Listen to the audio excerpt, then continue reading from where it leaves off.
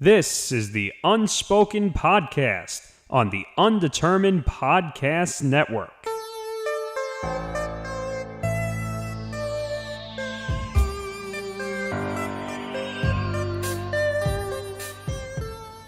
You're listening to the Unspoken Podcast, Cheap Seat Sports Production Party Undetermined Podcast Network. It's episode number 33. Tom Val along with Nick Federa and Nick Morganson again. Boys, let's just get right into it. We have got a lot to talk about. The sporting world went crazy. Yes, there's a ton of BS going on in this world, and we're going to try and get it to you in the most, I guess, smart way possible, but smart and us sometimes doesn't work. Efficient. But let's get into that another time. Boys, let's just start things off already. Tomorrow night, it is the night. Mayweather-McGregor finally happens. Oh, you mean like that McGregor's going to knock him out in 4 rounds? Okay, that's what I definitely want to see. So what's the over-under, boys? More than 5 minutes he lasts, or less than 5 minutes? I don't know, man. There have been a lot. Did you hear there's been a lot of $1 million bets? Yes, I heard that yesterday. I couldn't believe it. ESPN was reporting this yesterday that more than a handful of people have made $1 million bets. Now, for people who don't understand the gambling aspect, I don't know the exact numbers, but you actually have to bet more money to win less if you're taking Floyd Mayweather. Pretty much, because... You're taking Floyd Mayweather? Well, that's the thing. Floyd Mayweather comes in as the favorite, so...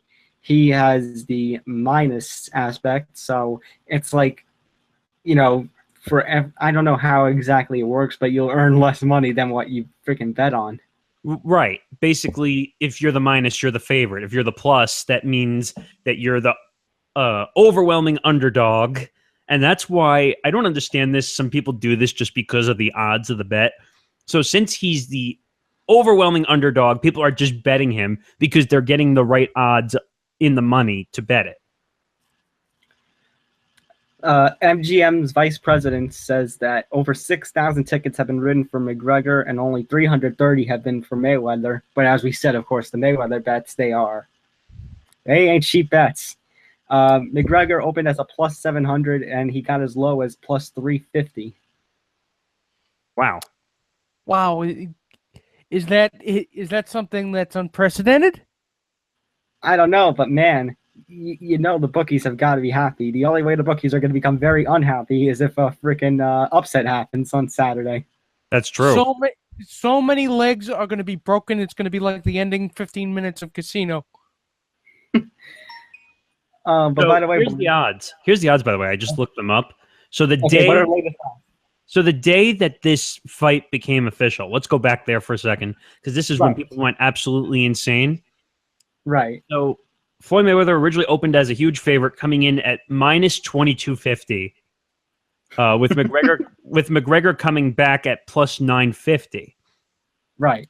I remember that. On the day the fight became official, Mayweather's odds were down to minus 800, with McGregor coming back at plus 500. As odds continue to move for the bout, as the two fighters continue to trade insults. Of course, with the World Tour and everything. But the obscene amount of money that's being thrown around is, you would think Mike Tyson has somehow been able to take some kind of Benjamin Button serum and then got himself back into the ring. But wait a minute, let me interject a point. Now, it's kind of irony, because think about it. Floyd Mayweather drops like $300,000 on the NBA Finals. And now we're seeing people drop that much money on him on his own fight. He spends money like the Catholic Church on a whippet bender. Wow. But boys, just so you guys know, tickets are still available for Mayweather versus McGregor. Are you kidding me? Really? There are tickets still available. Oh my God. By the way, if you're wondering about the odds of the fight, up to this present moment in time, as of August 25th, from Bovada, Floyd Mayweather is minus 450. McGregor is plus 325. It's exactly. It's like what's it called? It's making it less predictable, so that way people spend more, and then the house wins. It's going to be one of those things where people are going to be disappointed, and I can't. And I told you this as much when we were talking about it last night, Tom. Nick, before we get into your points, just so you guys know, the cheapest ticket available for this fight right now is $1,500. Just put your house up for sale. You're sitting pretty. That is bullshit. $1,500 for a fight that's maybe last 4 rounds, maybe 3, or if McGregor. Imagine a ringside seat. That's got to be like $10,000 plus. And like Nick said, you sell your house or you don't go to the fight.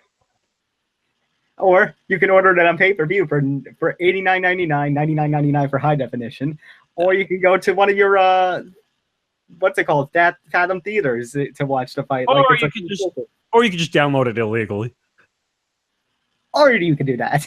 Yeah. By the way, I don't recommend. It's going to catch fire with the amount of illegal downloading of this fight that's going to occur. Here's the thing. Showtime has already ahead of you guys and has sent injunctions out to all these illegal streaming sites saying if you do saw that. Yeah. If you do it, we're going to take legal action. Of course you are, because like every other sport in this goddamn forsaken world, they have to find a way to make sure you don't steal their product, and then they're going to sue your ass for millions of dollars, and they're just going to collect the money and say, you fucking asshole, you can't do this, so it's our money and no one else. Nah, nah, nah, nah, nah. Well, one of the fighters' nicknames is Money. Well, that's just irony, because the two of them are walking away with $100 million checks, and I guarantee you, well, Mayweather's probably done after this fight. I heard him say he's going to retire. Well, he already retired twice. This is his only fight that he's coming out of. He retired once, came out of retirement, and then he retired at 49-0. And like this is the only fight he's coming out of retirement for. I wouldn't be surprised if McGregor retires after this fight. You wouldn't? I wouldn't be surprised. I wouldn't be surprised, but I have heard otherwise. I have heard that from McGregor, apparently from his own mouth, has said he wants to compete in both MMA and boxing after this fight. Yes, and I want to go be the King of England and the President of the United States, but we can't get what we want in life. And I would like 15 minutes alone on a solid gold toilet, but that's not going to happen. Here's the thing. Here's the thing. MMA fighters can start out in other disciplines. MMA fighters have originally started out as boxers. There's actually a Bellator fighter right now, Heather Hardy. She's a WBC champion, and she just made her Bellator debut this summer. Wow. So how much do you think she's making? Not a lot. Nothing. But that comes back to my point. With the money being thrown around when the fight hasn't even happened, that is solid gold toilet money. It is. It is. It's a good bellwether for the amount of excess and depravity being thrown around in boxing. Is it good money or is it solid gold toilet money? Well, that's a good question. I mean, the way money is thrown around these days in sports and the world, and we're seeing freaking Major League Baseball athletes making $30 million a year. You talk about solid gold money or toilet money, as Nick put it. I don't know. Just money gets thrown around because if you just throw money at a situation in sports, it goes away or it just makes it better. Let's just pour gasoline on the fire and see what happens, basically. So this doesn't seem like a whole... It seems like chump change, I guess, whatever they throw at these athletes. Yeah, and you know what? That comes... We are inevitably going to be disappointed in this fight. There is no way this fight is going to be satisfying to the people that are actually watching it for competitive reasons. Just to give you guys some comparison, because we said, of course, about the ticket sales. Tickets are still available. The hype has not necessarily, ended up, with the end result being ticket sales. For comparison's sakes, in 3 weeks' time, we have an undisputed middleweight championship match between Canelo Alvarez and Gennady Golovkin. Their reports are, it's in the same arena, by the way, but reports are tickets for that event and the hotel stuff, etc., all sold out, all booked, all reserved. It is projected to be the biggest middleweight fight in recent history. Wow. And just last week, we had Julius Ndongo versus Terrence Crawford on ESPN. That was an undefeated fighter versus an undefeated fighter, multiple world titles on the line. Terrence Crawford has now become the first man in 11 years in boxing to hold every single major boxing organization's title in one weight class at one time. That is crazy. By the way, why don't you just give a plug while you're talking about wrestling and UFC and MMA while you're at it? Combat Mania, people. Combat Mania is the new show that I'm going to be starting up. It's a MMA, boxing, and pro wrestling podcast. We just launched the Facebook and Twitter pages at Combat Mania UD, so go like and go follow. And the first episode is probably coming your way in early mid September. Woo! Same thing for my new brainchild, if you don't mind me plugging. My new pop culture podcast that is going to be the next installment in the Undetermined Podcast Network flagship, and I'm going to be doing it myself, and hopefully we're going to be debating comic books, movies, and everything in between. It's where nerds debate, so don't miss it when it launches in mid-September. Wait, does that mean like you're going to have some kind of pocket protector and the calculator and the glasses and the ruler, and like you're going to walk around like with the suspenders and all that stuff? Nick, I don't know if anybody told you, but nerds haven't dressed like that since 1986, for God's sake. Oh, okay. Just saying. You have to see some of the weird pictures I've seen of my parents. In like my dad, he actually was one of those that wore the pocket protector with the calculator and the ruler and the pencils and pens like hooked to the pocket. It's a strange sight. I'm digressing. Just get back to where we were. That Crawford Ndongo fight, by the way, it was on ESPN Saturday night. It was like one of those, late boxing matches. 965,000 viewers. Wow. So pretty much to say that, boxing is dead, I don't know, man. 2017, boxing has been making quite the comeback. Corpses don't make money hand over fist. Right. And by the way, Mayweather actually will be betting on himself. He has said that. Of course he is, because he'll do anything to make a freaking buck, even though he's rich. He needs to, what's it called? He needs to pay up the tax man. Well, yeah, he is kind of fucked from that last fight that he made $100 million. I heard he owes like an obscene amount of money to the point where he had to get an extension on his taxes because he had to get the money from this fight to pay the taxes on the last lien that he owns. That he owes. Yeah. He couldn't just sell one of his Lamborghinis. He couldn't do something with his house. No, he has to win money from a fight. No, I would say if he had to do that, if desperation, he wouldn't sell his stuff. He would probably sell a kidney or his left or his right nut. All right, wait a minute. Nick, how many golden toilets do you think Floyd Mayweather has? How many golden toilets he has? I would say about 4. How many does he actually use? Just the one. Because the only reason you have a golden toilet is to say that you have a golden toilet. You know what's worse, actually, that they make these toilets. I saw it on Shark Tank, actually, where they have these toilets that actually the water comes out from the top of the toilet, like where it. Do I really want to get this graphic? But it like actually washes your bottom after you're pooping in a waterfall. This is a sports podcast where we're talking about toilets. But I was just making up a point. But go ahead, I'm digressing again. Anyway, so let's talk about there has been an insane amount of hype with this. We actually were talking during a world tour segment. It was their world tour where they made 4 stops. It was LA, Toronto, Brooklyn, and London, I believe. And we were talking and doing an episode during the London show. And basically, a lot of people got sick of the fight from watching those 4 days. Yeah, I mean, you look at the two of them, and it's almost like an involuntary retching gesture. It is. It's like, hello. No.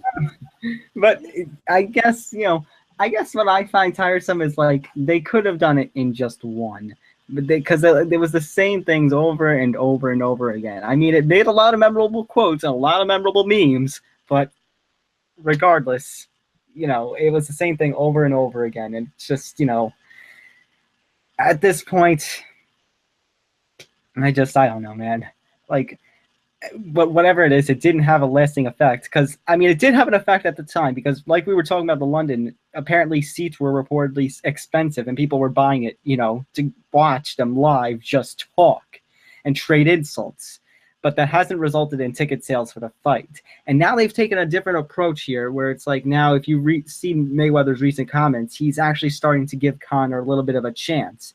They now have Nevada Athletic State Commission has allowed for 8-ounce gloves, not the normal 10 or 12-ounce gloves. They're going to have 8-ounce gloves. And basically, they're trying to, also Floyd saying, he's older. He's supposedly lost a step. He's been partying all week, even though apparently on some models' Snapchat story, apparently there was footage of him training.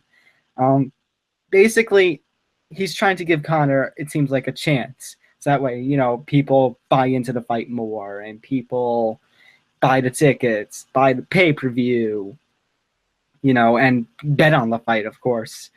And, of course, the press conferences gave claims of, Connor's racist or Floyd's an asshole, Floyd's making it a race thing. Here's what I'm saying, and this is what I told you yesterday, Nick. If you have an opinion like that, like, it's a race thing, or, Connor's an asshole, Floyd's an asshole, yada, yada, Connor's going to knock Floyd out 1 round, something along those lines, anything along those lines, and you're not a hardcore combat sports fan like I am, and you buy this pay-per-view or buy a ticket, congratulations, you have been, what we call in the business, worked. They have successfully done it. Mayweather, McGregor successfully, because it's not my money they want. They don't want the hardcore fans' money. I mean, they do, but they're not aiming at the hardcore fan. They're aiming at the casual person, the person who will only buy a fight when a major press conference happens and there's a scuffle or somebody says something insulting or somebody has such name power that, they have to buy the fight. Right. So you suggesting that they're playing it up? Oh, Absolutely. yeah. Of course they're playing it up. And now I can relate this to all sports. Now, if you look at, like, they're trying, like Tom is saying is correct, where they're not looking for the obsessive fans. Like, Tom and I are Yankee fans, and you're a Yankee fan. Sorry. I thought you were a Met fan for a second. I would never profane myself in such a manner. My father would come from downstairs and beat the ever-loving shit out of me. All right. But the point is, we're Yankee fans. We're the obsessed type where if we could afford to go to a Yankee game, we would go. Or, unfortunately, because the Mets are cheaper, I practically go to 10 or 20 Met games a year because literally, like I went to a few games this year and I sat talking about how prices are so convoluted. I went to a Met game being a Yankee fan. I went to Mets Brewers, paid under $100 to sit 3 rows behind the dugout. Now, that's all. The Mets are struggling. You would think New York town, New York tickets, but it's a whole different market. But they're looking for the people who aren't obsessive baseball fans like us to buy the boxes, to buy the PSLs in NFL stadiums, to buy. They're now going to make personal seat licenses for the NBA. They're starting to do it. Basically, they're looking for the moron who's willing to pay $10,000 to $20,000. But I put it to you, Mr. Morganson, when has combat sports not existed solely to swindle suckers? I don't think it has. I think it's just that people put a ton of promotion and money and power behind combat sports. Look at this fight that we're about to have between Mayweather and McGregor. it's not because of the people buying the seats or the hotels or the atmosphere. It's because of the hundreds of millions of dollars of promotional money they put behind this fight. I was gonna say, Tom, you don't think that the boxing, combat sports in general is more, at least in the last 20 years, is more driven towards commerce than actual competitiveness. Well, that's the thing. Hype, it's weird that we're talking about it, because the thing is, it's absolutely normal. This is absolutely normal when it comes to combat sports. All the hype, all the promotional package. I mean, it's something that's gone, in the past to the early days of, Vince McMahon and the early days when we had, what's his name, Muhammad Ali. Muhammad Ali was a famous talker. Some of the talkers today, they have cited Ali as an influence. People paid money because they wanted to watch, Ali hype, because he always hyped the fight up. And now combat sports, like we were saying about the Ndongo and Crawford match and the upcoming Golovkin-Alvarez match, boxing is not boxing as much as we can say that it's on, dying legs. It's not dead, because 2017 has produced some of the best boxing matches, hype or not. Hype, is just a thing that happens with all the press conferences and the weigh-ins and such with boxing and MMA. And don't tell me that, MMA, there's no hype, because, there's been plenty of it over this last year. Conor McGregor, of course. And have any of you watched Bellator MMA? Some of the stuff that they do there is fucking WWE-like. Yes. No, I totally agree with what you're saying, Tom, that we see constant commercials. We even see them on Spike and FX. You see the commercials for UFC and Bellator and WWE and all this stuff. That's what my point was before, that I feel like it's not completely sucker driven. It's the amount of promotion they put in, right, the hundreds of millions of dollars they spent. You can't tell me that they don't spend hundreds of millions of dollars. Right, and it's a natural thing. It's a natural thing, the promotion and stuff. It's all, common culture today in combat sports. And no matter what happens tomorrow, Mayweather and McGregor are going to walk out there with smiles, heads held high, and wallets full to bursting, I would say. By the way, did anyone else think it was funny that when I don't remember the exact moment, but they were having one of their stare downs, and all of a sudden McGregor took his sunglasses off to stare at Floyd Mayweather? That's a Conor thing. Sometimes he'll take his glasses off and just... But it was so stupid. The two of them were staring at each other. He's chewing whatever gum or shit he's chewing. It looks ridiculous. And all of a sudden, okay, I'm just going to slowly remove my glasses, and I'm just going to keep staring. It's a CSI move. But guys, can I ask you something? Because I know you guys aren't as hardcore MMA boxing fan I am.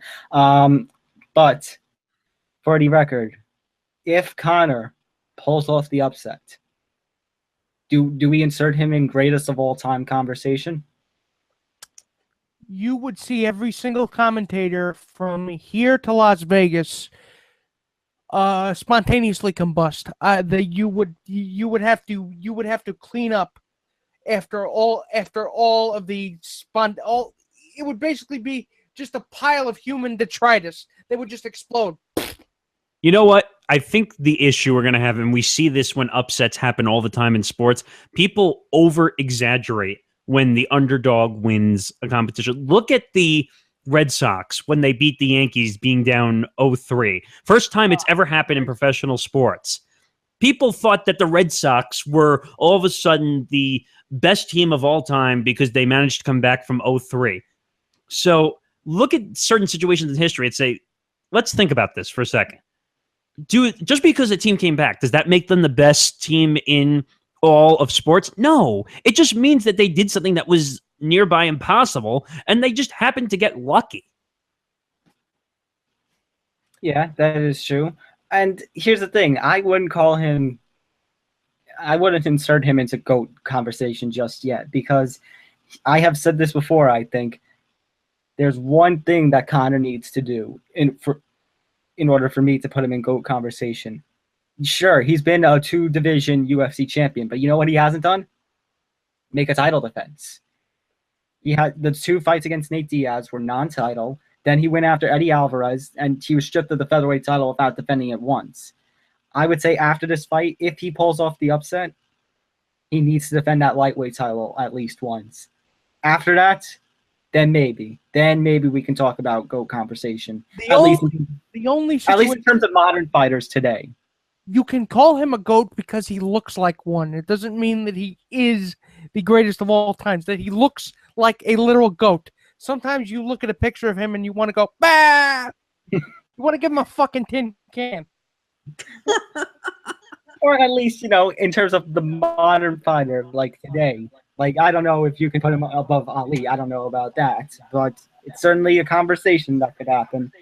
I don't know if that's going to happen. It's like, I don't know what's going to happen with this fight. This is just crazy. Anything could happen. They say anything can happen in the World Wrestling Federation. Well, anything can happen in boxing and MMA too, by the way. No, that's totally true. And from the sense, first of all, even if this goes 4 or 5 rounds, or maybe it lasts a round, I don't think we're going to see a full, complete match. I think it's going to be short one way or another. Oh, and guys, have you heard about the championship belt they have made exclusively for this fight? No, I haven't. You have not. Oh boy, I need to talk to you guys about that. It's great. Does it talk? No. Is it a solid gold toilet? No. If it was, that'd be funny. All right. So, the WBC has made an exclusive belt for this fight. It is called the WBC Money Belt.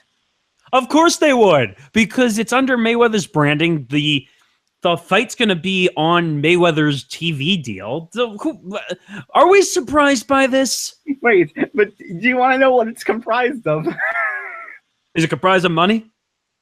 It is comprised of 1.5 kilograms of 24-karat gold, 3,360 diamonds, 600 sapphires, 160 emeralds, and the leather, like the strap of the belt, comes from a crocodile made out of Italy, made from Italy. I guess we can all say that we all know where the family jewels belong. I'd get more use out of the solid gold toilet. I'm just going to be honest with you. It's all about the money, that fight. You're listening to the Unspoken Podcast, the Cheap Seat Sports Production Party Undetermined Podcast Network. Let's talk about the other big story coming out of this week. Kyrie Irving is finally gone. It's about time this trade happened, but I was not expecting it to happen with the Boston Celtics. I don't think anybody was expecting this. Oh, my God. I mean, the way that this trade went down, first of all, I was at work, so I had no idea that this was going on. And all of a sudden, I turn the radio on, and I hear, Kyrie Irving's been traded to the Boston Celtics for Isaiah Thomas, Jay Crowder, and the Brooklyn Nets number 1 first-round pick. Which they gave up a couple of years ago to get Paul Pierce, if I'm not mistaken. So, for those of you who don't know what we're talking about, Kyrie Irving was traded from the Cleveland Cavaliers to the Boston Celtics. In return, the Boston Celtics trade Isaiah Thomas to the Cleveland Cavaliers. It is, I believe, the first time in NBA history that one draft class's first pick and last pick gets swapped in a deal. Actually, this was also the first time in history that 2 25-point scorers were actually traded for each other. That too. So this is kind of a history-making deal on a couple of levels. Thoughts on this, though, gentlemen? Oh, my God. I mean, the way... Nick, you're the bigger NBA fan than I am, so you take this one. The way that this trade happened, I said, you know what? Kyrie's going to get traded. I heard the fucking Knicks were involved. We knew that wasn't going to happen. Kyrie Irving likes his life too much to be sent there. But apparently he desired playing for the Knicks. But that's another point for a whole nother day. But who thought that these two teams that hate each other, by the way, if you want to salivate over a matchup on the opening day of NBA next season, the Celtics and the Cavs play in Cleveland on opening night. Man, wait, Now it's I have the a reason to watch. So Kyrie Irving back to the queue after being traded. And I don't know. Do I think the deal was fair? You get people who say both teams won. I think both teams won. Yeah, I think it was a fair trade for both sides. Isaiah Thomas has injuries. And to be honest with you, they didn't want to pay him the huge $200 million contract. So that's why they traded him away. Kyrie Irving is still under contract for 2 more years with a player option for a third. So that's why the contract was valuable to trade for. Is this a move that helps keep LeBron James in Cleveland past this season, though? Oh, hell no. He's leaving. No. He's leaving Cleveland after this season. I was going to say, I was going to argue, I think this is the I was going to argue that I think this is the first step in LeBron leaving Cleveland. Well, Really? this is what a lot of analysts are saying. A lot of analysts are saying that they made the trade because it gives them assets down the road with Isaiah Thomas, who they'll probably resign. They have Jake Crowder, who can be an outside shooter and play defense for you. Apparently, Iman Shumpert just requested a trade, so he might not be there anymore. You have J.R. Smith, who's still there when he's not driving his tank or being an idiot. But I think they did this more for in case when LeBron leaves. I agree. I think this is just, this is like, maybe it's a last-ditch effort to win a championship, but it's like more than likely scenario because only one team can win the title. And as I said, I think they can be competitive with him. I think they can be competitive, but it's like I said, it's like we said weeks ago. I feel like if this is an all or nothing thing, if Cleveland wins the championship, maybe LeBron stays. If they don't, even if they fall in the finals, most certainly he's out.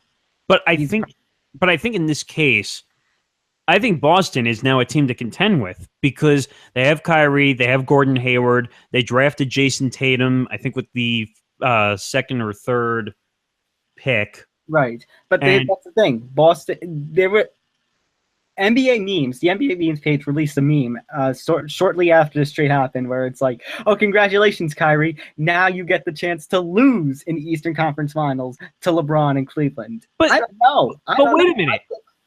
I think Cleveland is not the same team it was a few seasons ago. You're just reading off the things that were going on. I don't think this is going to be the same Cleveland team. I think this is going to be quite less production, possibly, especially if Isaiah Thomas doesn't live up to his, expectations. And people really don't think so? And people don't realize that LeBron is aging. Even though he's an all-star, he's going to give you your numbers, obviously, but he's not the same guy. All you have to do is look at his hairline. Well, you can say a lot of things about different people's hairlines. Go ask Stephen A. Smith.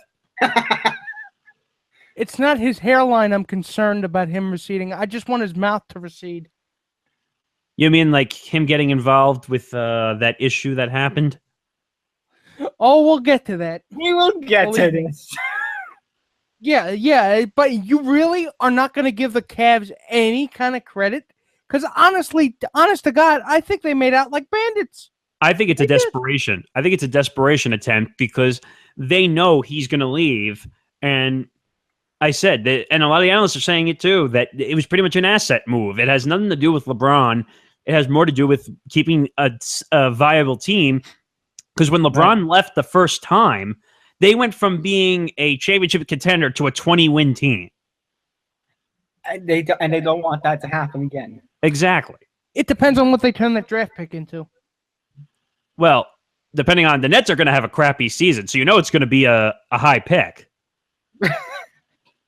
That's why I say they made out like bandits, because not only are they reinforcing, because let's give Isaiah Thomas credit. He's good.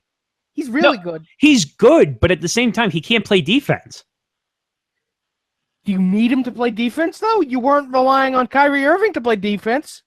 He can actually play better defense than Isaiah can. But the Cavs were not relying on him. And also, I think Kyrie's the better offensive player than Isaiah is, by far. I'd agree with that. I would agree with that. But it's like, it's like I can see it both ways. I could see both ways of, why this deal had to be made. But, it's like I said, I don't know. If the Cleveland doesn't win the championship, it's most certainly LeBron's going to go. And where he goes, I don't know, maybe LA. It's tough. Yeah. It's tough. I don't know where he's going to end up if he leaves, which everyone is reporting now that he's probably going to leave. But this team is not a championship contender right now. I'm sorry, it's not. There's a lot of missing pieces. They don't have a big man right now. They don't really have what they need to compete. So, Nick, if these two teams met in the Eastern Conference Finals again, you would give Boston the win?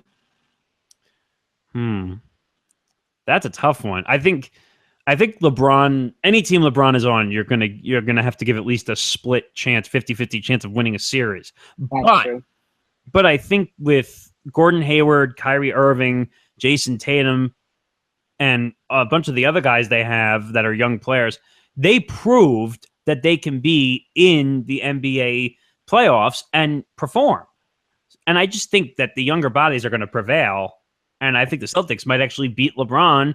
And you're going to see LeBron, like the last time he lost to the Celtics, walk down the corridor, ripping the jersey off, not high-fiving anybody, and complaining like he did last time. Yeah, that was really have it out for LeBron James, don't you? You know what? I've never. LeBron James is one of the best NBA players of all time, but his mouth is the most dumb-shitted thing. I wish they would take duct tape and tape it up, for crying out loud. Does that make him any different than Kobe? Other than the rape accusations, but that's neither here nor there. Oh, Jesus. Because Kobe at least backed up his trash talk with big games in his career. LeBron has one of the worst NBA Finals records in history. LeBron didn't rape anybody, though. But I'm not even talking. Throw the rape accusation out, okay? I'm not even talking about that. I'm talking about. All right, let's use Shaq. He had a big mouth. Yeah, and he backed it up by being one of the best NBA centers in history. So is LeBron. Yeah, but LeBron has a terrible NBA Finals record. They're not at the same position, but I'm saying they are commensurate skill levels at their position. Wait, so because they're stars and they're high level, they should be able to say what they want? You let him get away with a lot because you know what the league would be without him. And I'm not talking about just the Cavs. I'm talking about the NBA itself. He puts asses in seats. And the NBA, they need him. No, I understand that. You're absolutely right. I agree with you 100% that they need LeBron James. But at the same time, he uses his platforms to basically go political, and it pisses off a lot of people because they don't want to hear it. Who cares? Who are you pissing off? Rednecks. Who cares about what they think? Wow. Man, I feel like you two are skipping Stephen A, and I'm the whatever chick there is in the middle. Yeah. Let's not get off. You mean Molly Kira? Yeah, Molly. And yes, I was referring to Skip and Stephen A, like the old show, not this, not the First Take of today or the Undisputed. Oh, both shows that are bad. Okay. But still, let's not get off track here. I mean, yeah. Yeah, but pretty much. You're listening to the Unspoken Podcast, the Cheap Seat Sports Production Party Undetermined Podcast Network. Let's move on from Kyrie. How about we go to Odell Beckham, guys? Oh, you mean that whining idiot? Okay. Oh, stop it, will you? He's a whining SOB. You're telling me he's not? And you, sir, are pious. I'm pious. Yes, why? You, sir, are pious. You always must have the perfect be the enemy of the necessary. Sure, he's a bit of a douche, but you know what? He's my douche. As long as he's a whining. I don't care what he does. He's a whining pussy, for crying out loud. Okay. He was looking into reports of $100 million insurance policy for a tweaked knee. First of all, it takes a certain amount of courage to take the NFL field against 300-pound defensive players anyway. So let's not call him a pussy, because if I was on the field, I would lose control of all of my sphincters. First of all, I'm not saying I could play in the NFL. I'm throwing that out there right now. I just think he's a pussy because every time he has to go down and cry, wah, I hurt my leg, wah. And that wasn't a cheap shot? And that was not a cheap... Are you telling me that wasn't a cheap shot? It wasn't a cheap shot. He was hitting like it. He didn't lead with his helmet or his head. He led with the shoulder pads.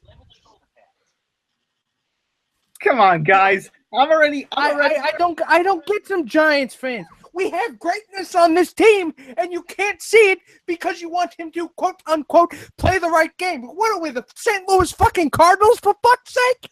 Please. Guys, I'm already in misery that we lost to the freaking Cleveland Browns in preseason. I get it's preseason, but we lost to the fucking Browns.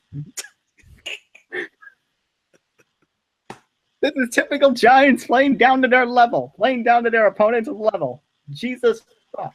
I can't wait because people who are probably over-exaggerating saw that they lost to the Cleveland Browns. Eli sucks. We don't want him anymore. Ugh. I hate Giants fans sometimes. Oh my God, I so hate them sometimes. Would you rather have Case Keenum? Would you rather have Josh McCown? No, I don't think we want that dumpster fire anywhere near this team. You could have Josh McCown. We don't want him. But Odell Beckham, the reports are he may not be ready for week 1. I'm going to be just brutally honest. Even if he's not ready for week 1, I'm sure he'll be ready by week 2. Supposedly, he was walking around on the ankle fine. He's got to play. That's a divisional rival matchup. He's not missing it. Well, maybe if he ripped if he ripped his foot off, he'd prove his grit to you, Nick. What I'm going to find interesting is that we're going to have a divisional matchup with no Odell Beckham and no Ezekiel Elliott. That could be something. That's basically crappy television. Yeah. That's essentially shooting the Giants in the knee and shooting the Cowboys in the knee. Okay, now wait a minute. Don't make that joke too loud. Plexico Burris might be 2 feet away. Oh God. Well, then again, you're also shooting us in the ears because we have to listen to Joe Buck and Troy Aikman. So. Wait, no, isn't it a Sunday night game?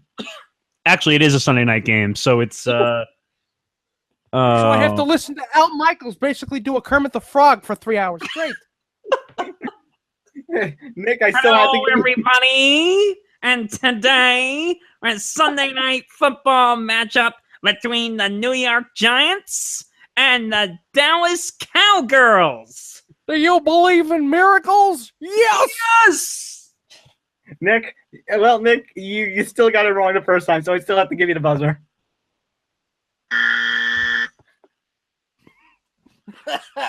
For what?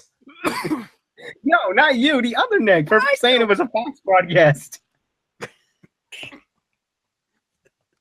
Oh my God. This is so fake news right now. But here's the other thing, between the fucking money fight between Kyrie and Odell, man, we got a lot of money talk to start out this show. Well, yeah, when you have $100 million in an insurance policy because you're betting on yourself to basically be injured for the rest of your career, what do you expect? God. Can you explain to me why these guys think they can just take insurance policies out on themselves? Because they can just say, oh, I'm going to injure myself so I can collect my insurance policy. Because they're players and they can do whatever the hell they want. That's what they say. That's why they're in the NFL getting paid 7 figures and we're not. I guess that's why it's called the No Fun League. No twerking allowed. Well, they did change the touchdown celebrations rule. Right, I guess you can look at it that way. But you still can't twerk. That would just be disturbing on 2 levels. Poor Antonio Brown. You're listening to the Unspoken Podcast, a cheap seat sports production part of the Undetermined Podcast Network. Let's just dive right into, since we're talking football, the next part in our little preview of the NFL season. Let's dive right into the NFC North and NFC South. My, do we got a lot to dissect here. We sure so do. let's start off with the NFC North right away, and let's start off with the Chicago Bears right away because they're up on my screen right now. All right. Players signed, players going away. Sam Acho, Jonathan Banks, Connor Bart, Eric Kush signed, C.J. Wilson, Josh Bellamy signed, quarterback Connor Shaw, departing talents, quarterback Matt Barkley, Ted Larson, and Marquise Wilson. They've also made a couple of organizational changes. Stan Drayton, no longer the running backs coach. They actually lost a bunch of assistant coaches. Wow. It's crazy. And yeah. So, and then of course in the draft, they made the most stupid thing. The stupidest move of the whole draft was from the Chicago Bears, giving the San Francisco 49ers so much in order to move up to the second pick, which was just one slot. And who did they select? But quarterback Mitch Trubisky. Are you surprised? Are you surprised because the Bears have been an organizational disaster for the past 15, 20 years? No, I'm not surprised, but still. They also drafted Adam Shaheen in the second round, tight end out of Ashland. But I don't get this. I really don't get the Bears. And didn't they stupidly pick up Victor Cruz also? They picked up Victor Cruz. They did. Yes, because the Giants were smart enough to say, this guy wanted too much money and he's injury prone. Let's not bring him back. Oh, we'll let him be the headache of the Chicago Bears. The Bears are desperate. Season. No. If that happens, I'll shake my head, but I don't think so. I mean, also consider, even if he has a good season, he's not going playoffs. He's not going anywhere. Look at the division the Bears are in. That whole division is a joke, to be honest with you. Green Bay's going to run away with it. Okay. Yeah. Okay, let's just move on to the NFC South because we all just seem to be in agreement that the Green Bay is going to run away with it. Well, if you have are you really expecting the Vikings to do something? No. Well, that was the only. That's the argument I was going to make, Nick. That basically the only team that could fight and maybe have a chance would be the Vikings. But I think that Aaron Rodgers is going to come back after having a subpar season, and he's going to basically run this division to all hells to keep his team in first. But where do you think Chicago finishes? Because I think, honestly, they could finish probably at the bottom of the pile. That's a tough one. 7-9. I think it's either going to be Detroit or Chicago. Oh, let's talk about Detroit then, and let's figure that out. All right. Jim Caldwell is going to return as Detroit's head coach. Re-signings, they've re-signed Kyrie Thornton, Tim Wright, a couple other guys. They have added the likes of, they've added a lot of people, actually. Departures and trades. They actually traded a draft pick in exchange for offensive tackle Greg Robinson. They've made a bunch of. It seems like a lot of the moves that they made this season were for their defense. Well, yeah, because offensively they're actually somewhat not bad, believe it or not. It's that their defense can't do shit. That's true, and their first overall pick, their first round pick in the draft, they drafted Gerard Davis, a linebacker out of Florida. So, but you're still going to have Matt Stafford as your quarterback. Well, that was the other thing I was going to mention also, that they have one of the most underperforming quarterbacks in the NFL when it comes to performance and stats. Now, I don't remember his stats over the last couple of seasons. I don't have them in front of me, but he's a little disappointing. He throws a lot of picks. That is true. Plus, the offensive line cannot protect him. And the first time he goes down, he may crumble into dust. Yeah, and if they get it, and if Stafford gets injured, well, that'll be something. Let's not take away from the guys who get the ball. For running backs, you have Theo Riddick and Amir Abdullah. You still have Marvin Jones, Golden Tate as wide receivers, and Kenny Galladay. You're still going to have Eric Ebron as your main tight end, and Darren Fells. So it's like they've got some okay players. they're an okay team, but I mean, in a division where you have the Vikings and the Green Bay Packers, you're not going to go far. You have no shot. You have no shot against those teams. First of all, Green Bay has probably one of the better defenses in football, believe it or not. And the Vikings are an improved team. If they can keep their quarterback healthy, they might actually have a chance to compete with Green Bay. So I have 3 points to refute for that, Nick. Uh-oh. Sam Bradford, and also let's not forget Sam Bradford. Oh, right. I totally forgot about that. But who's the guy that got injured? Teddy Bridgewater. Teddy Bridgewater, yeah. He had a great future until he got hurt. Damn near broke my father's heart. My Broke father's every a Vikings fan. Broke every Vikings fan's heart. But I think Detroit, just to end the Detroit thing, I think Detroit, because they have a couple of those good players, I think they managed to outperform the Bears, but that's like saying you beat a tortoise in a race. Yeah. Or you beat a one-legged man in a sack race. Jesus. All right. Hey, Nick, can you like patent those jokes so we can like use them in like every show? Nah, too offensive. Plus, I'm pretty sure I've stolen half of them and not realized where they came from. So you can't do that. Oh, okay. Fair enough. Let's move on. All right, Vikings. So they actually traded away their first round pick to the Eagles. So their first pick came in the second round, 41st overall pick, Dalvin Cook, a running back from Florida State. Let's see. Am I alone in liking him? I think he's all right, but What's we gotta all see. though? I mean, I heard he's a decent running back. I heard he has some potential, but you know what it's like with draft picks. Potential is potential until you prove it on the field. Right. Re-signings. Let's see. They re-signed a bunch of guys on January 2nd of this year. Trey Robertson, Caleb Jones, Sterling Bailey, Austin Shepard. And they also managed to re-sign the likes of Jeremiah Searles and Adam Thielen. Let's see. Departures, they've released Brandon Fusco, Mike Harris, Shad Greenaway retired. They lost a bunch of guys to free agency. But add-ons, they added Latavius Murray, the running back previously of the Oakland Raiders, signing him to a 3-year, $15 million deal. They signed quarterback Case Keenum, originally from the Rams, 1 year, $2 million. Michael Floyd, they signed, who was originally from the Patriots, 1 year, $1.5 million.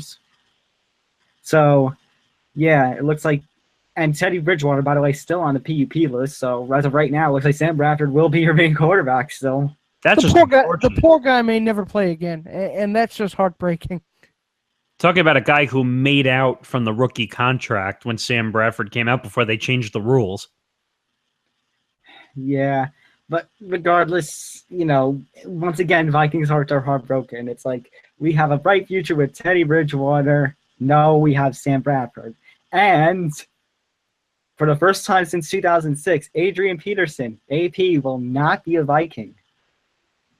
Well, now we don't have to see all the memes and the Family Guy episode where they show him hitting his kids. So I guess that's a win-win, so we don't have to see that anymore. He's in New Orleans. That kind of thing is tolerated. Jesus. All right. Have you ever heard of a concept called a whooping? Yes. Oh, yeah, obviously. That's a cottage industry down there. I've been down there. Oh, gosh. Oh, God. All right. So let's not waste any more time. The Green Bay Packers. So they lost Jared Cook to the Raiders. They lost Eddie Lacy to Seattle. They lost Julius Peppers to Carolina. But they managed to get Martellus Bennett at tight end. Martellus Bennett, once again, in the words of this guy.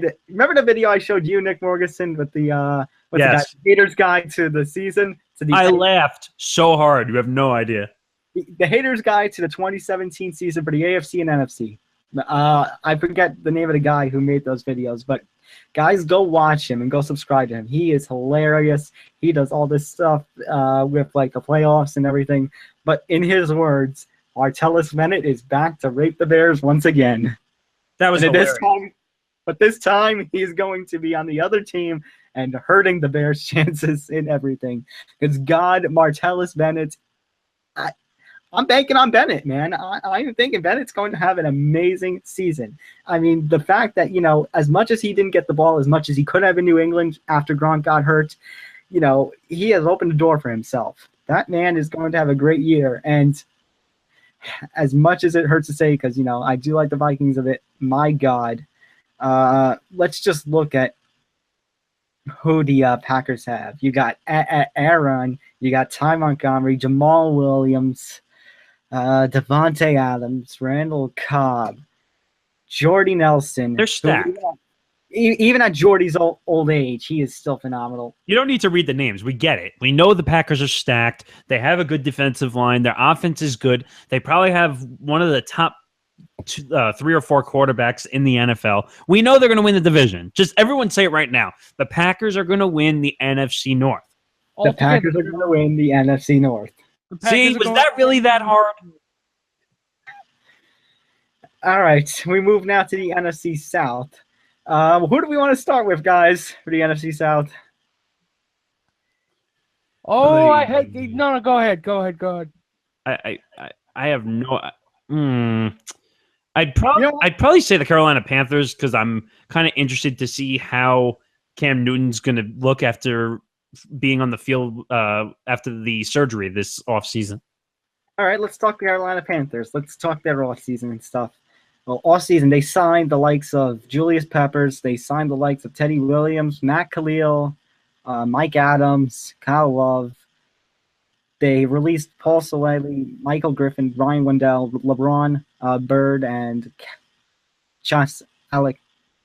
And they've, their first-round pick, taking Christian McCaffrey, running back out of Stanford. There's a lot of hype surrounding McCaffrey. I heard that he is going to have the most potential out of this draft, believe it or not. He is one of those top guys. It's like you got to keep an eye on him. He's the guy that the racist fans are going to just love. But we'll see if he can produce in the field. If he produces in the field, then that's okay. And of course, Cam Newton back after last year's disastrous season on the field. You mean after going 15-1 2 seasons ago? Right. But was that an aberration, or was the fact? Of course, it was an aberration. The team stinks. Really? Yes. We'll see. We'll see what this season. Honestly, I'm going to blame that, and hate me if you will, but I'm going to put a lot of that on the fact that Cam Newton's brains got scrambled.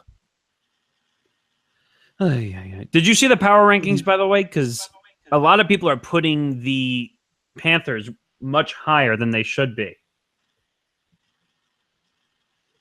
Honestly, I think they're banking on what they saw 2 years ago more than what they saw last year going into this year. I guess. I mean, the way this team is positioned, I'm not too sure that they're going to be able to make a huge run. They might be a playoff team, but they're not going to make a huge run. Yeah, maybe. And that's if they make the playoffs. Let's go through the rest of their team. Christian McCaffrey, Jonathan Stewart, Posey Whitaker, running back. You got Kelvin Benjamin, Devin Funchess, TJ Graham, Russell Shepard as some of your wide receivers. You got Greg Olsen, of course, as your main tight end. Matt Khalil, Ryan Khalil, and your offensive linemen, along with Brian Fulkert, Stan France, Lane Causell, and a bunch of other guys. Julius Peppers, of course, at your defensive end. It's like they have the potential. It's just a matter of it's weird. It's like the last 2 seasons, it's like the 2 different worlds that they could be. And it's like, where will this year's team fall in terms of that spectrum? I'm willing to bank somewhere in between. I am too, in all honesty. The way I look at the Panthers and the way this team is constructed, I mean, I found their ranking, by the way. According to ESPN, they have them ranked 16 out of 30 teams. Oh, there you go, right in the middle. So, and they're projecting. They don't have a win or loss record, but their 2016 record was 6-10. But it'll be interesting to see with their pick Christian McCaffrey how they pick up their running efforts, because Cam Newton tried to do a lot of the running and it didn't work. That's why he got hurt. Right. And let's move on now to the New Orleans Saints. They had a couple of notable signings, signing Ted Ginn Jr. on a 3-year, $11 million deal, signing AP 2 years on a $7 million deal, and they have signed Manti Te'o, 2 years, $5 million, and of course his fake girlfriend. I think they got her on a discount. I think, oh, God. I think they got both those guys at a discount because I think they both don't exist anymore. Wait, so since they don't exist, does that mean they have to pay them fake money then? They can pay them Monopoly money. Yes. Yeah, but it's like a Buddhist riddle. What's the sound of one hand clapping? Wait, if a tree falls down in the forest and no one is there was there when they saw it, does it make a sound? It is. It's like a Buddhist riddle. It's not does Manti Te'o exist? It's is Manti Te'o just is he? Whatever he is he? Is that a thing that happens? Is his girlfriend? Could be. Oh my gosh. All right, move on, please. Okay, draft picks that they picked up. 11th overall, they picked up Marshawn Lattimore, cornerback out of Ohio State. Though my eye in terms of their picks is on third round pick, number 67 overall, Alvin Kamara, a running back from Tennessee. Their running back unit right now is AP, Mark Ingram, and Alvin Kamara, who has a lot of hype behind him as well. I mean, they got the potential to have some running back unit. They do have a very good running game, and honestly, although on paper is one thing, in execution is quite a different thing. Right, we'll have to see if AP holds up, and even if he somehow falls, can Alvin Kamara fill the hole? I'm not sure, to be honest with you. I think it's going to be interesting, their situation, and they don't have a running game, and Drew Brees is just going to throw for 5,000 yards and 25 interceptions, probably. I'm convinced, by the way, that Adrian Peterson will only be playing 1 year out of the 2 years they signed him, because by hook or by crook, he will not finish out that contract. I'm getting the feeling, regardless if it's this year or the next year, his days in the NFL are up. They've been over since the incident has happened. I mean, he had the one good year, but then like last year, that injury might have to be it for him. Well, yeah, because he's not in NFL shape anymore. Right. In terms of wide receivers, you got Brandon Coleman, Ted Ginn Jr., Willie Snead, Cleaner.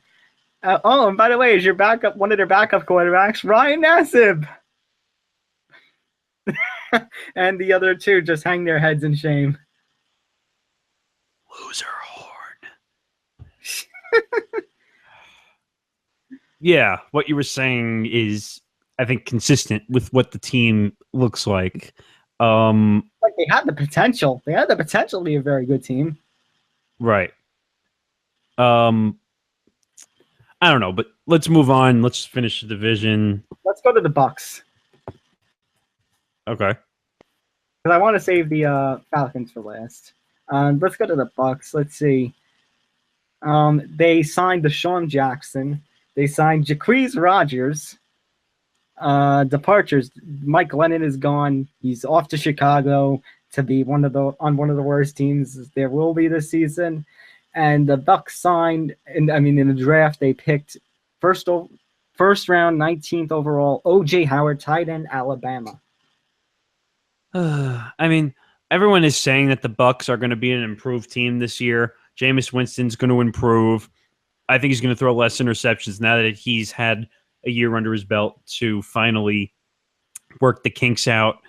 I also heard the Bucks are going to be better defensively.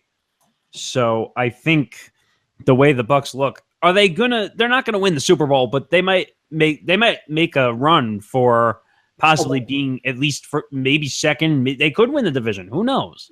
They have the possibility. They can put up a good fight against the Falcons and the Saints. They have the possibility of getting a wild card. Actually, not even just possibility. They have a probability. A lot of people are projecting them to be a 5th or 6th seed. I mean, they have the potential. Let's just look at this team more. They have Jameis Winston. Their backup is Ryan Fitzpatrick. God. And Nick is just face palmed. Double face. Well, yeah, because he put up such a shitty fucking puss when he held out until the opening of the 2016 season to, I want $12 million. Look at my stats. And I'm just like, really? You should be lucky that you have a job. Yeah, I agree. He was just not there for the Jets whatsoever. I mean, I guess that lives up to the Jets, moniker. But still, they running back. They have Jacquizz Rodgers again. They have Blake and Charles Sims. They do have Doug Martin, but I believe Martin's going to be suspended for the first 4 games, if I'm not mistaken. Yeah, for PED. Yep. Right. So there'll be 4 games without Doug Martin. So, but believe it or not, they actually are ranked higher than the Panthers are. So they're ranked 13 out of 30. They were 9-7 last year. Maybe it has to do with the Hard Knocks thing. Who knows? But Jameis Winston had a total QBR of 65 last season, which was right in the middle of the pack, 13th in the NFL. But that was ahead of Derek Carr, Russell Wilson, and Phillip Rivers. So, as I said, at wide receiver, by the way, you're going to have a nice double unit in Mike Evans and Deshaun Jackson. Yes, I played them a lot in fantasy the past couple of years, those 2 guys, because they actually are good corner route guys. Right. So I think, are they 13? I'm not sure. They could definitely be higher. They could win their division, and I wouldn't be surprised if it happened. Yeah, I also would not be surprised. They could live up to their potential. They could exceed their potential. They could even, fall short. You never know. But let's move on now to the defending NFC champions, the Atlanta Falcons. And in the words of that guy who I mentioned before, the guy, so we have to answer this question. How does a team come back from one of the worst choke jobs in the history of professional sports? Well, now everyone said, that's pure luck that they came back in the half and all the issues, and the Patriots were just doing that on purpose to make it a suspenseful game. But believe it or not, go ahead. I don't think the Patriots were doing it on purpose. But it's just, we talked about this before. The defense at Super Bowl 51, the defense was on the field for too long. The offense, wasn't there in the 4th quarter. And you're facing Tom freaking Brady. Yeah, but at the same time, you're up 21 points after the first half. Even with a mediocre defense, you should be able to hold a 21-point lead. Right. No, but I'm saying it's still like you're playing Tom Brady. So it's like, even if, you can't let your foot up on the pedal is what I'm trying to say. No, you're right. And that's what, and I think that the Falcons, I'll see if I can pull their rankings up here. And right now they are number 2 right now because of the Super Bowl teams. I guess that's how they do it here. Yeah, they're number 2 in the rankings. Let's see. The Falcons offense is still as potent as it was last season. A defense that relied on rookies and finished 27th in points allowed in 2016. Yeah, that's pretty much it. Return to the Super Bowl isn't out of the question. The ESPN Football Power Index trends that they that way as well, giving Atlanta the 6th best odds of making the big game this year. So it's possible. Let's look at their roster. Their quarterbacks, they got 3 guys named Matt. I'm not even joking. Matt Ryen, Matt Shaw, Matt Sims. Oh, God. They're all going to be hitting the mat. Running back, you got, of course, Tevin Coleman. You got Devonta Freeman. Wide receiver, you have Julio Jones and Mohamed Sanu. At tight end, you got Austin Hooper, Alex Mack in your offensive line, along with Cornelius Edison, Jake Matthews, Wes Schweitzer. Defensive lineman, you got Jack Crawford. You got their first-round draft pick. I mean, or at least their first – was it a first-round pick? Yeah, it was a first-round pick. It was a first-round pick, yeah. It was 26 overall. Takaris McKinley, defensive end. Chris Odom, defensive end. And, of course, you got Matt Bryant as your kicker. So you also have Devin Fuller as a wide receiver, but he's on the injured reserve as of right now. And it's their first year in Mercedes-Benz Stadium. I saw the stadium, actually, as it was being built when I was in Atlanta. It actually looks amazing. It's huge. Nick, what do you think about the Falcons? The Falcons? Uh-oh.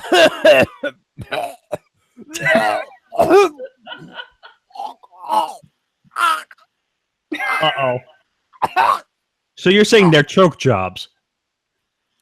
Yes. So you're saying they won't rebound from the worst choke job of all time? Oh, I agree with Nick, too. You know those shirts that those shirts that have you seen them yet? Yes, I have, actually. The 28-3 shirts? Yes. How the hell do you come back from that? You don't. You actually don't. Nick Federa, what do you think about the Buccaneers? About the Bucks? Yeah. I like Jameis Winston. That's what I said. Yeah.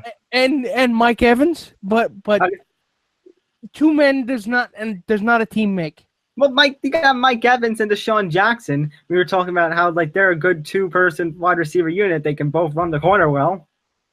If this were 2009, I would be very afraid, but I'm not. Oh God! Quickly, NFC South. Who you got? Ooh. I still got it. Despite the choke job, I'm still taking the Falcons. I will say, here's what I will say: Falcons, but Bucks is a wild card. Oh, this is a tough one. And Tom and I were talking about this. I like the Bucks. I like Mike Evans and Vincent Jackson. I think those are two great guys in the corners. I think Jameis Winston, who I said had the total QBR of 65, is going to probably trend up to close to 80 in the total QBR this year. So he's going to throw more touchdowns and less interceptions. I'm not too sure about the Carolina Panthers. Is Cam Newton going to be 100% healthy? We know the New Orleans Saints are a joke, so they're probably going to finish last.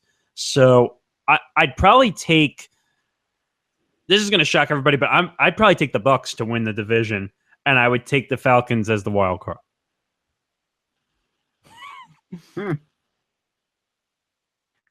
I mean, I gotta take the. I could see. I gotta take the Falcons and the Bucks as the wild card. I mean, I can see that, but I see it's a Falcons-Bucks division. You're listening to the Unspoken Podcast, the Cheap Seat Sports Production Party Undetermined Podcast Network. We got to talk about. Before we do, just some information for Yankees fans. So some good news for you guys. Just to let you guys know, Starlin Castro is off the DL. Yep. Oh, he's coming back. Yeah, officially today he was activated. He will come back tonight or tomorrow. He will come back. So what about Birdie? See. He's still in AAA. Yeah, I was looking at fantasy stuff, so I didn't see. Yeah, but, according to the report. That you're talking about, Tom, Castro is back. He's been activated. Greg Bird is still in AAA. He's not ready yet. So that's the report as of right now. But 40-man is coming. So once that happens, maybe Greg Bird will get some regular time. We need it. Oh, and we'll get to that.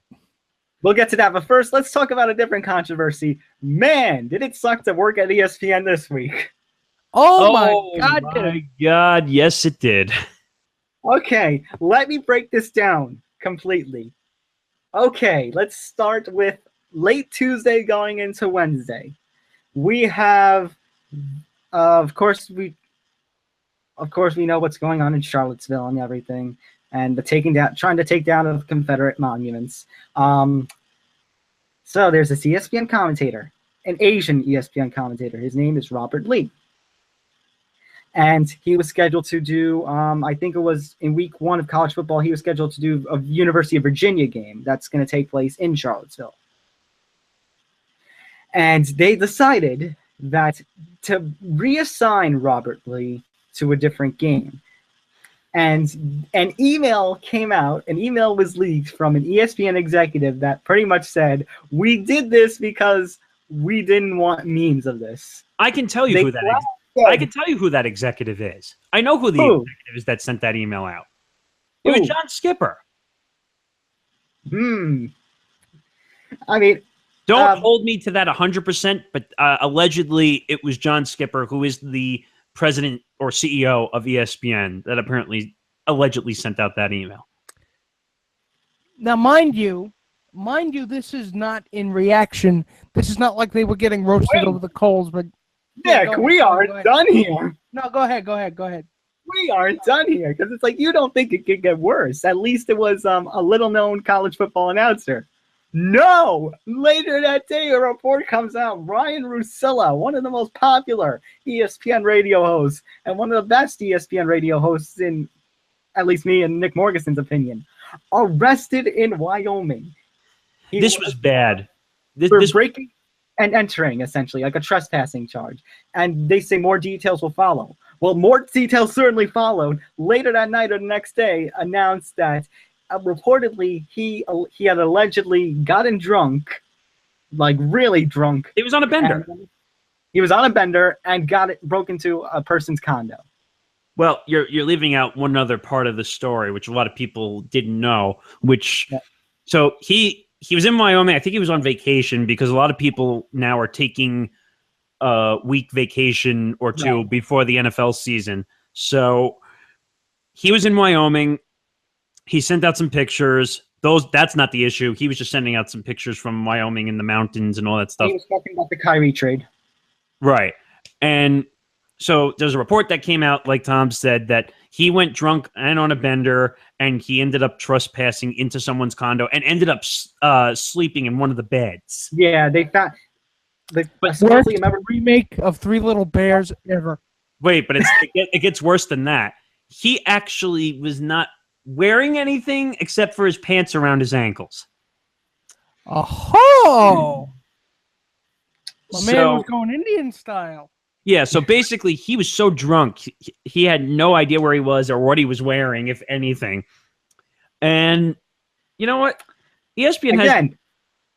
What? Again, the people at ESPN, some of their public relations people, they better be paid a lot of overtime and be treated very nicely this week. Well, oh, yes. And speaking from personal experience, having dealt with people who have imbibed a bit much and not wearing much and really use the toilet as a light suggestion rather than a buy and fast rule, this is not fun.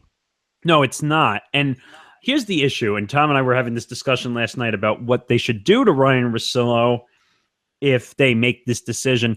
Now, I know everyone is saying, oh, let's call for his head, let's fire him, but you have to remember, and this is not just ESPN, FS1 has done it too, and CBS has done it, and all these sports have done it. Everyone gets 4th, 5th, 6th, 20, 50, 80 chances because they're popular, and if they fire these guys, they lose their ratings on their network. So he's not going to get fired. He'll probably get a 3 or 4 week suspension, probably, which in broadcasting terms, that's a lot of time to miss in broadcasting. So I would also say no pay. No pay. Well, yeah, you get a suspension without pay. Right. No, but sometimes there's suspension with pay. There's suspension without pay. No. ESPN has suspended Stephen A. Smith before. He doesn't get paid. I mean, so he's going to get suspended. He's not going to get paid. I tend to like him. I think he's a good radio host. If you're looking for something a little outside the box, then his show is good. If you don't want to listen to the stereotypical Mike and Mike or I don't know. You want to listen to Bomani Jones or... Not only was he outside the box, he was outside his pants too. Well, yeah. So let's talk about, because what I was thinking is, well, even if it's just a suspension, it has to be a harsh punishment because ESPN is not in the state right now to be, dealing out light-handed punishments. Because my God, number one, he did break the law, and number two, wow, was that Robert Lee thing handled so freaking poorly. Nick, if what you were saying is true, and I was the ESPN president, number one, dear fucking God, and number two, unrelated to that, this is what I told you yesterday, Nick Morganson, and I was discussing with friends. What is the easiest way to, have memes of something made? When you say, don't make memes of this. It's like they tried to take away from the trolls' ability, and no, they just gave them it even harder. They just, faster, they gave it to the trolls. Well, if you look at the way the Ryen Russillo story was handled, and then I'll make a comment about the Robert Lee stuff, that you realize how fast that story got to TMZ and Deadspin and Awful Announcing and Hollywood, whatever, the three sites that they have. And because he's a big name. Mm-hmm. If it wasn't a big name, no one would give two shits who this guy is. It's all about because he's famous and he's from ESPN. So these networks blow up the ESPN stories more than they really have to be. All right, so Nick Federa, we haven't gotten your words on, Robert Lee or the Ryen Russillo thing. So why don't you give us your takes on this stuff? Two things, okay? About Ryen Russillo. One, what the hell are you doing going on a bender in Wyoming? What are you going to do? Go cow tipping? There's nothing fun to do in Wyoming. Hey, cow tipping would be fun, by the way. Agricultural town. Cow tipping would be fun. Cow tipping would not be fun. Believe me. Number two.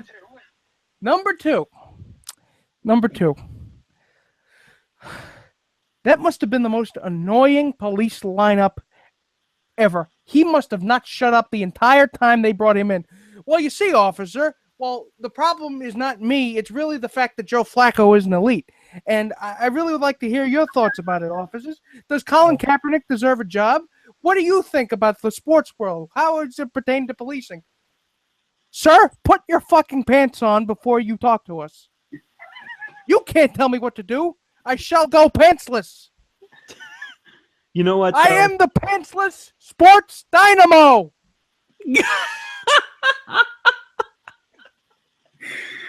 Oh my God. You know what? In the long run, he's going to get suspended 3 or 4 weeks. Not going to get fired. They can't afford his ratings to be off. So he's going to get 3 to 4 weeks without pay. I did read a report from Richard Dysage, who covers the sports media for Sports Illustrated, that he's going to get a chance to actually go on the air and tell his side of the story. And at this point, they weren't. I was gonna say, at this point, it's not even telling your side of the story. You better just be saying, "I'm sorry." Well, that's what they call it, telling his side of the story, apologizing. And they're saying that could reportedly lower the suspension if he somehow were to do that. I don't think so. I think it should still be 3 or 4 weeks. Like I said, ESPN is not in the predicament right now to be dealing light-handed punishments after the Robert Lee. I agree with you. I agree 100% that once a moron, always a moron gets the same punishment.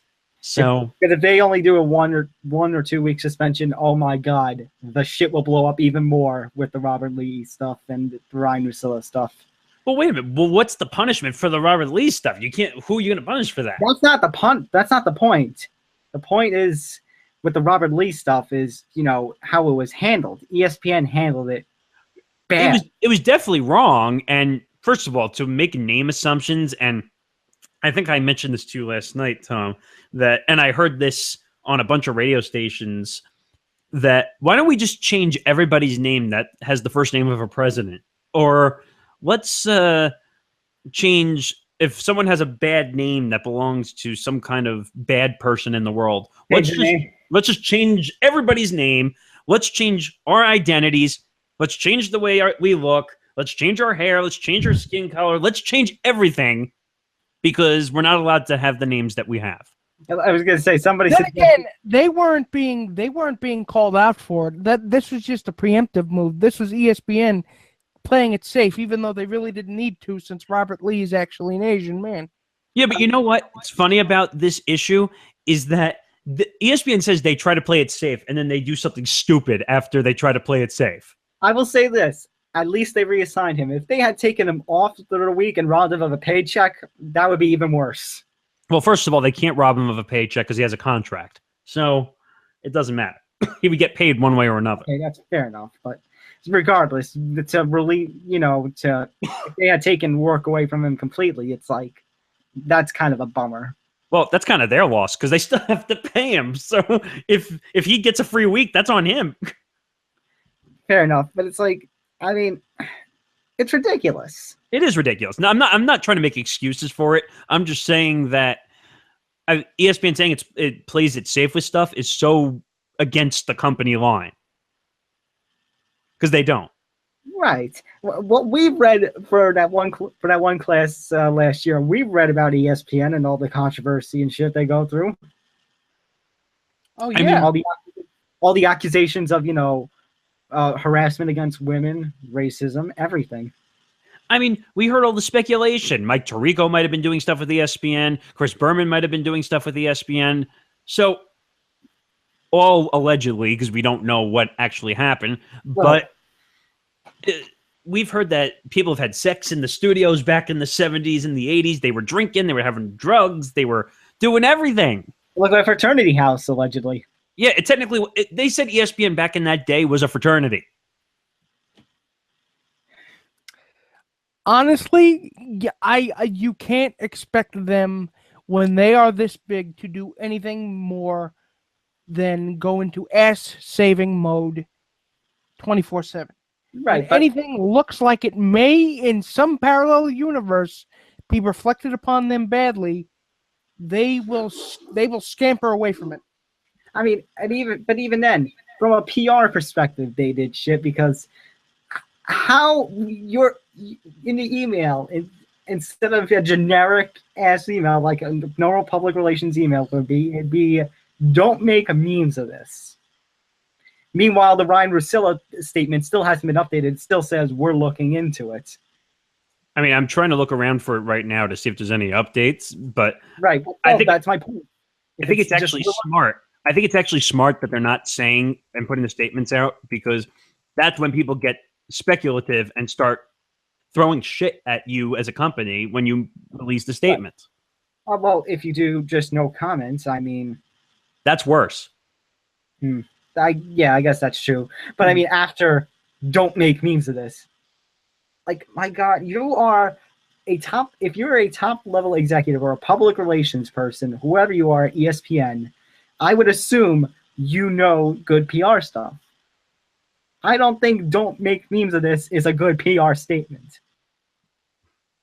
No, it's not. It's not a good statement. I mean, everyone's calling for his head. And this is not just in media. It's in sports, too. When an athlete gets drunk or they have guns or they're taking PEDs, they call for their job. They call for their head to be fired, and we don't see it. So explain that between the athlete and the media person. You would have to pretty much see Chris Berman or Scott Van Pelt at that Charlottesville rally for ESPN to take any kind of forceful action. SVP is kind of like LeBron James. They both are the big names in the company, and they can basically do whatever they want, and they're not going to get fired or else they're going to lose their ratings. Right. Going back to the point where I was saying, it's like, here's the thing. You are $1 billion. I still just can't believe the mean thing. You are $1 billion organization, $1 billion media company. Why are you worried about memes? Like, it's the internet. It's the internet in 2017. Trolls exist. Memes exist. It happened. Well, social media makes everything blow up way more than it's supposed to now. Before social media, you had to read the newspapers. You had to read anything. You had to wait for the news to come out. Now news gets broken before the actual news outlets broke. We saw this story on Ryen Russillo come out on the internet before it was broken. For crying out loud. True. So, I don't know. He'll get suspended. We'll move past it, hopefully, and he will learn not to do it again. I'm going to keep calling him the pantsless sports dynamo from now until the end of time. Until the sun is expunged from this universe, he will be the pantsless sports dynamo. I just hope you never wanted to have him as a guest if you were able to make that happen. You're listening to the Unspoken Podcast, Cheap Seat Sports Production, Party Under and Podcast Network. Let's end today by trying to figure out what the hell happened in that Yankees-Tigers game. Ugh. Well, Thursday, we had Yankees versus Tigers, and we had two massive brawls. 3. Well, 2 massive balls, and I'll say a confrontation happened when Betances threw that ball, and I forget whose head it was. McCann. Yeah, McCann. But here's the problem, okay? And this happens in baseball a lot. Gary Sanchez hits a home run. He hits a long home run, almost 500 feet. First of all, the Yankees were demolishing the Tigers until yesterday. And I think Gary Sanchez had 4 home runs in that series alone. So he hits a long home run. He doesn't show him up running the bases, runs the bases normally, comes up in his next at bat and gets plunked in the ribs. You're talking about last series, right? When Mickey had Fulmer hit? No, I'm talking about the game yesterday. Oh, okay. This entire series, actually. This entire series. Right, but this started when, this started with Fulmer hitting Sanchez. Right, but I'm saying... Earlier in the year, I think. Right. No, I'm saying this has roots. It has roots, but at the same time, Gary Sanchez hits a long home run, and then old-fashioned dirty baseball leads to getting hit in the ribs with a 95-plus mile-an-hour fastball. And then the Yankees are going to obviously retaliate because they don't want their player getting hurt. So they throw behind Miguel Cabrera, which leads to a confrontation. And then... Well, here's the thing. Yeah, we're trying to break down what exactly happened. So it was Tommy Kail, I believe, who threw behind Tommy Kaine. Yeah. Tommy Kaine hit Miguel Cabrera. He threw at him. And then he got tossed. There was no ump warnings or anything, which I find stupid. Yeah, there was a whole issue there with the warnings situation. 2 guys were hit before that. There was no warnings. Then finally, Canely throws behind, and that's when he gets ejected. Right. Oh, there was no warning before that ejection. Right. That's what I'm saying. There were no warnings. That's the controversy here. Is like, where were the warnings? Which is what set Girardi off, which got him tossed. Yeah, but I understand where he's coming from. Oh no, I do too. I find part of this. I put on the blame on the umps. I mean, wear your little white wristbands and say, "Oh, everybody's coming after us." All you want. When you're fucking up, you're fucking up. Let's go join the Angel Hernandez movement. Jesus. But still, when you're fucking up, you can't, as an ump. That's on you. Because umps have basically become popes in baseball. They are infallible for some reason. Can we just get computers already, please? I even say, can't wait for the robotic strike zone. I need it because the less fat humps we have beneath we already have enough fat humps watching the game. We don't need fat humps in the calling the game. Believe me, this fat hump thinks there should be less fat humps. But I think at least some of the blame, in fact, a lot of it, lies with Gary Sanchez and the fact that he sucker punched. Well, that was next. Let me get into that. Wait a minute. Wait. Hold up. I understand Gary Sanchez had a sucker punch. Wait, can we break this down for those of them who were sleeping under rocks? Yes, go ahead. Okay, so next thing that happens, this is the 6th inning, I believe. Romine and Miggy get into it. Well, actually, no. Miggy is trying to put the blame for this little brawl that's about to happen on Romine, saying Romine started it. But if you watch the video footage, Romine's mouth is shut. Miggy is the one talking. And then Romine is kind of drawing too, and then Miggy shoves him. Romine was not drawing much. He was only drawing because Miggy said something. Well, and Miggy shoved Romine. Romine wasn't going to have any of it. And then that unleashed a little brawl. And then, as you said, Nick, here comes Gary Sanchez, sucker punches Miggy. And Romine gets tossed. Sanchez doesn't get tossed because nobody sees it. But now with the video footage out there.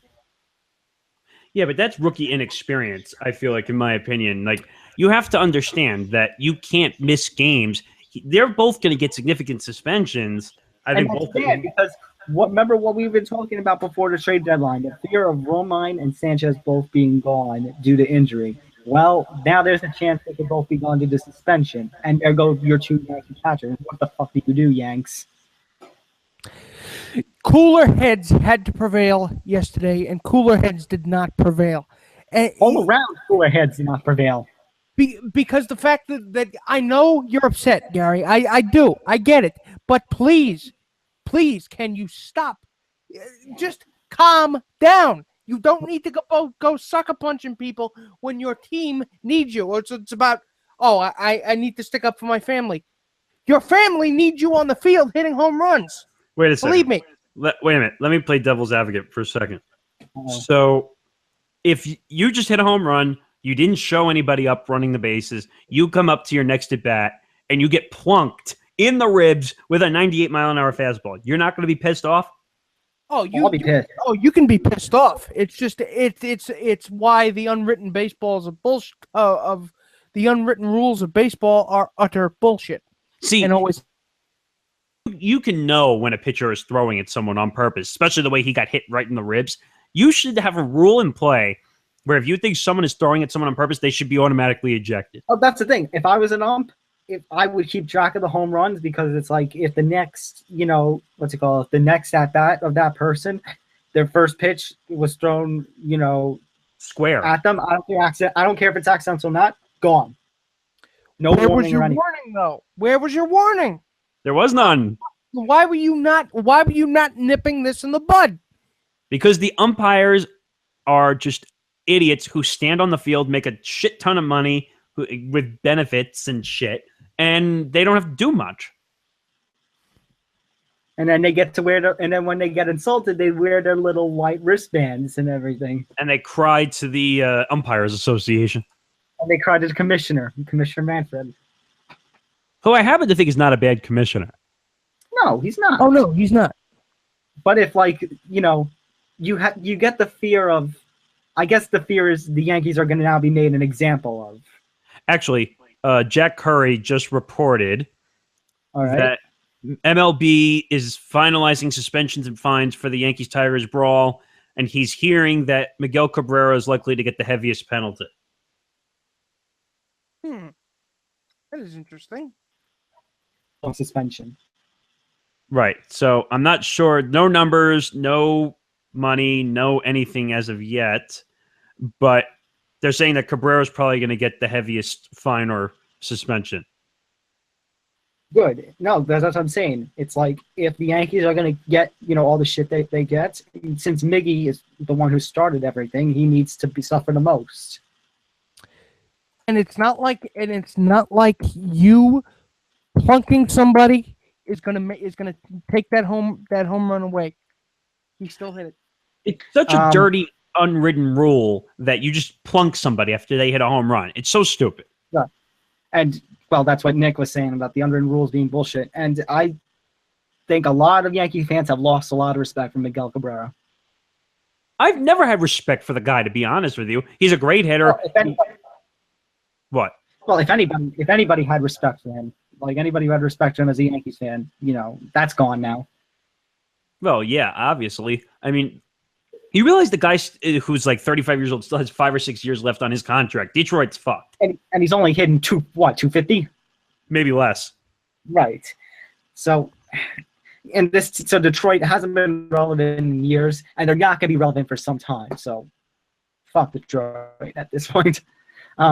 But yeah, Dylan Betances, then he was next. He ends up throwing at was it McCann? Yeah, he ends up throwing at James McCann. He hit McCann in the head, square with a fastball. 98 mile per hour fastball. You can say you lost control all you want because he's a wild. The optics of it. You cannot. You are going to look like you just did that on purpose. And also, you don't unpurposely squarely hit somebody in the head. That's what everyone's saying. It's like there's just no mathematical physics way of putting it. He hit him square in the head, premeditated. So the chances fucked up. You could die from getting hit in the head with a baseball. Right. That's why they have the helmets originally, because somebody, I think it was 1920s or 30s, got hit in the head and died. And somebody did die on the field actually. Now I heard they have technology where they're trying to get helmets that absorb 100+ mile an hour fastballs, but that's still going to leave a mark. Right. Yeah, you still don't You still don't want it to happen. Let's get that absolutely clear here. And then in the 8th inning, Wilson of the Tigers hits Todd Frazier. Wilson gets tossed. Osmus gets tossed. Reportedly, Osmus because they all meet on the field again. Reportedly, Osmus tells Brett Gardner, "Fuck you," and Gardner snaps. I reported yesterday to you two that Gardner got tossed. I was incorrect. Gardner stayed in the game. But, Gardner, as I was saying, as the professional, I'm sorry. Number one, fuck you, Osmus. Number two, to Gardner, you're the veteran of this team. This is in 2011 where you're only in your 3rd or 4th season. You're the veteran. You can't lose your head. You're trying to, you're fighting for a team spot. You cannot let this happen. No, you can't. You can't. And I honestly wouldn't be surprised. I mean, the Yankees have been dealing with Gardner's shit for a long time. It's like, as a veteran, you would expect that to change. But no, he's still kind of a head case. You got Aaron Hicks, who's playing great. You got Clint Frazier, who's like on the DL, ready to come back whenever and try to get hot again. And Judge is Judge. So Gardner and Ellsbury, right? He's snapping out of it, actually, thankfully. Right. No, that's the thing. Judge is Judge. Still, in terms of popularity stuff. So Gardner and Ellsbury, they're fighting for their fucking jobs. At this point, I wouldn't be surprised if after this offseason, bye-bye, you two. Well, you'll see Gardner, but I don't know if you'll see Ellsbury. I mean, yeah, maybe you'll see Gardner, but maybe not as often. Depends if Hicks comes back and still has a great season next season. At this point, you're basically talking apples and oranges at this point between those two guys. This is what I say about Gardner, because we've been saying he'll get traded for a while, and he still hasn't. But like I said, everyone's got their price. If the Yankees and the next 2 offseasons are going to be big, if they find a price that they like and Gardner's the price, he'll be on. I mean, it's like that game show, If the Price is Right. Yeah, but I think Gardner brings more value from the stolen base and hitting to the opposite field. Ellsbury's practically a pull hitter, so I think there's more there for Gardner's standpoint. But you kept saying, Tom, when we were discussing it yesterday, that this torpedoes their chances of making the playoffs, having heavy suspensions levied, and I'm not, and I don't necessarily agree with that.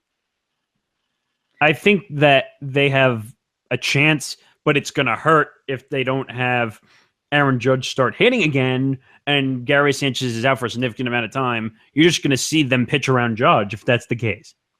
And if you lose both Sanchez and Romine at the same time. Yeah, but Romine hasn't been playing that much anyway. No, but still, there's your 2 catchers. Then you got to call up a guy from AAA, and you don't know if he's ready or not. You might have to call up Kyle Higashioka. Right, and we don't know if he's ready or not.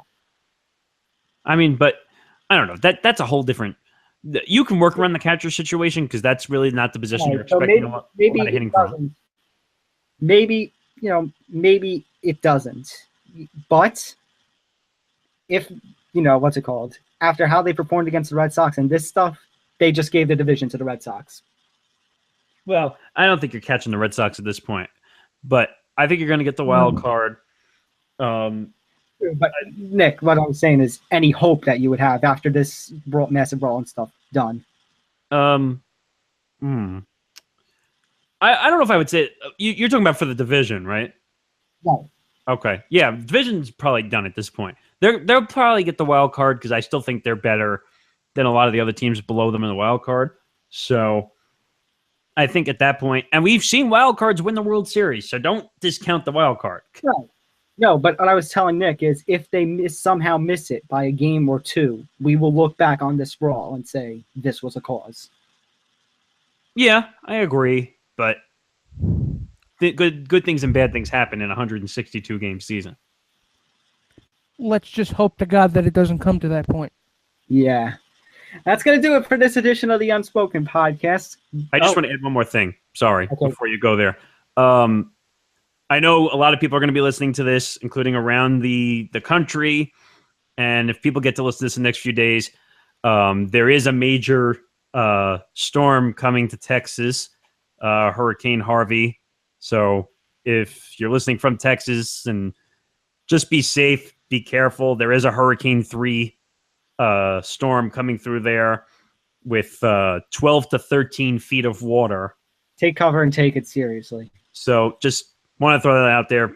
Make sure be safe. And the storm is actually, as of now, in Texas, and it's making landfall almost as we speak. So just want to make sure everyone be safe. And just be careful, ladies and gentlemen. We're thinking of you. Yeah. Yep. Our hearts with you, Texas. All right. Go like the Unspoken Podcast on Facebook and Twitter at the UDUP, as well as Periscope. This weekend, of course, I will be on Periscope before the McGregor-Mayweather pay-per-view and after Mayweather-McGregor pay-per-view, talking about everything. And go like all the other undetermined accounts, from Unknown and Uncloned to Combat Mania to Pop Culture. Go hit our subscribe button on YouTube. Go listen to us and subscribe to us on iTunes. And yeah, that's going to do it for episode 33, the Unspoken Podcast. I'm Tom Albano, for Nick Federa and Nick Morgeson. We'll see you next week. You've been listening to the Unspoken Podcast, a Cheap Seat Sports production, part of the Undetermined Podcast Network. Good night, everybody. Good night.